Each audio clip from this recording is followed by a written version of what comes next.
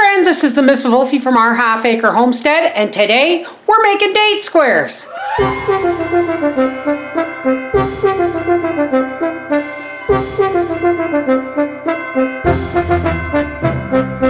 We used to make date squares, or carré aux dattes, all the time at the bakery, and it's a real simple recipe, folks.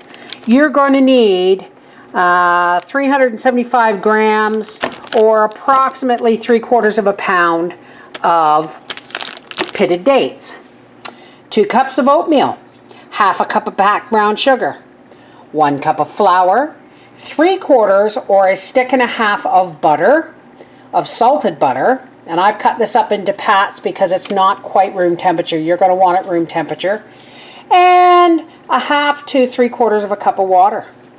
Let's get started. All right, first things first, we want to get our dates cooking. So we're going to pour our water in here, and we're going to get this heating up, but we're going to cut up these dates. It's real simple, folks. You just boil these till they're a paste. You simmer them till they're a paste, but you want to make sure they're all cut up first.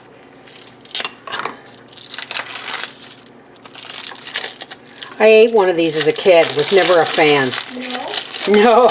Well, no, not just of straight dates.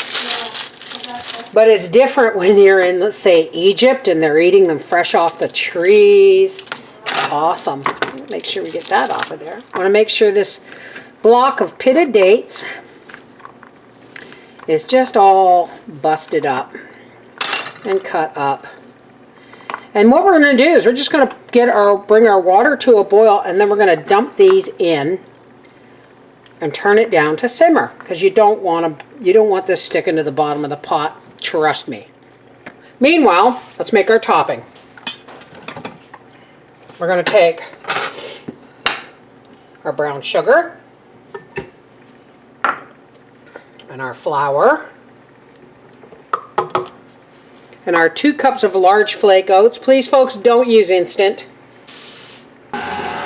Now when we mix the sugar and the flour and the oats, now we're going to drop our pats of butter in, or our room temperature butter. And we want this pretty much only to stir, because we don't want this completely worked in. We want, kind of like biscuits or scone, you want the butter to be broken up into bits, but you don't want it worked into the flour. I'm going to go ahead and put a little bit of butter in there. A little bit of salt, because dates are naturally sweet, folks. You always want just a little bit of salt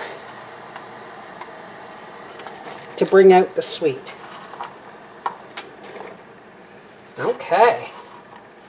Now we're going to turn this down to a simmer, and we're going to put our bottom into our pan. Okay, so here is our crumble for our date square. What we want to do is we want to take half of it and press it down into this pan like a crust. And this is great, folks. If you want to try a gluten-free recipe, then you go ahead and you take some of your steel-cut oats, or even large flake oats, and you grind them, and you use a cup of that flour, like into a grind it into a flour, and use a cup of that in this mix. And then guess what? You've got a gluten-free recipe, don't you? Just make sure it's gluten-free oatmeal. Not all oatmeals are created equal. There's that. And that is for crumbling on top. Okay, our dates are simmering. We just want these softened up enough that we can mash them into like a paste. See? Look at the amount. Look, this is already getting syrupy. No need to add sugar at all.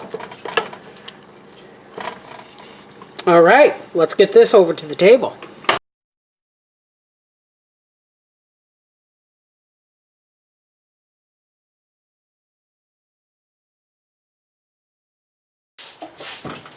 Okay, our timer has gone off. And ooh, oh, I wish you guys could smell that. And as soon as dinner's over and that has cooled down, you'll get to see Nan check it out. We're still trying to fatten you up, Nan. I see that, guys. These are just for you, because nobody else likes date squares except me. So you can take these down to your apartment and snack on them all you want. Oh, are they delicious? Awesome. Thank you, Mom. Oh, Merry Christmas. thank you. This is the Miss Wolfie from our half-acre homestead saying, you know what? A delicious, healthy dessert doesn't have to be a lot of fuss. It can be a simple date square. Take care. God bless.